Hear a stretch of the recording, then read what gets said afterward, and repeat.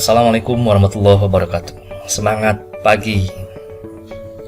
Apa kabar? Mudah-mudahan kita senantiasa diberikan kesehatan sehingga kita bisa melaksanakan kegiatan pembelajaran dengan sebaik-baiknya. Anak-anakku tercinta yang Bapak banggakan, selamat berjumpa kembali dengan pelajaran PPKN. Kita masih di bab yang kedua, yaitu tentang kesadaran terhadap Undang-Undang Dasar Negara Republik Indonesia tahun 1945 dalam pembahasan materi yang berbeda. Sebelumnya, seperti biasa, mari kita sama-sama lantunkan yel agar bisa memotivasi kegiatan pembelajaran kita. Salam Pancasila.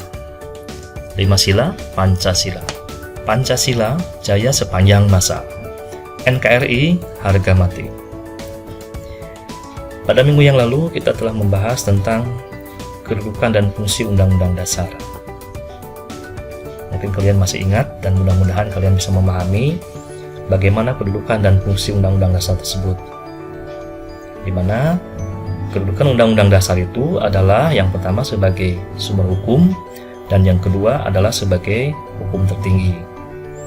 Dan fungsinya terdiri atas yang pertama sebagai alat kontrol, dan yang kedua sebagai pengatur, dan yang ketiga sebagai penentu. Baiklah, kita sama-sama lanjutkan pembahasan diskusi kita tentang peraturan perundang-undangan dalam sistem hukum nasional. Tentunya ini sangat erat kaitannya dengan Undang-Undang Dasar Negara Republik Indonesia tahun 1945.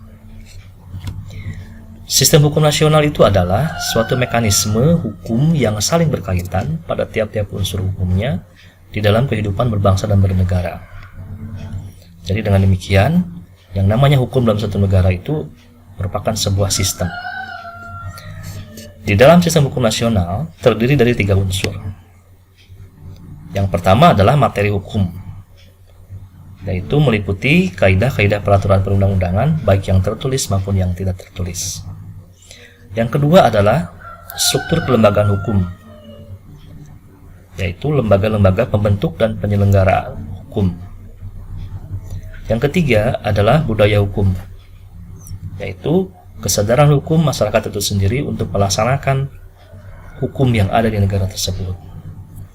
Nah, dari 3 unsur ini yang saling berkaitan sehingga membentuk sistem hukum nasional. Undang-Undang Dasar Negara Republik Indonesia tahun 1945 merupakan peraturan hukum positif tertinggi sebagai alat kontrol terhadap norma hukum positif yang di bawahnya, yang lebih rendah kekuatan hukum dalam hierarki hukum nasional. Maka dengan demikian, Undang-Undang Dasar ini seperti yang telah Bapak jelaskan terdahulu, memiliki kedudukan sebagai sumber hukum dan sebagai hukum yang tertinggi. Coba kalian perhatikan, di dalam sistem hukum kita ada yang namanya hierarki hukum atau tata urutan peraturan perundang-undangan.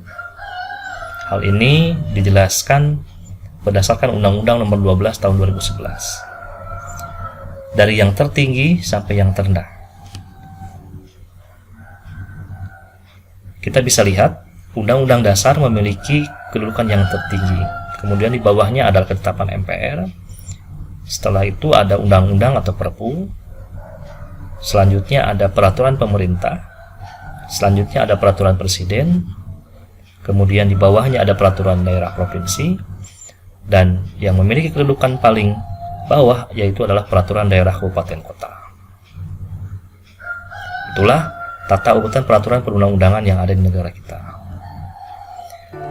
Demikianlah pembahasan kita kali ini tentang peraturan dalam sistem hukum nasional yang ada di Indonesia.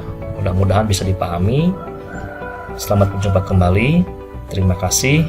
Wassalamualaikum warahmatullahi wabarakatuh.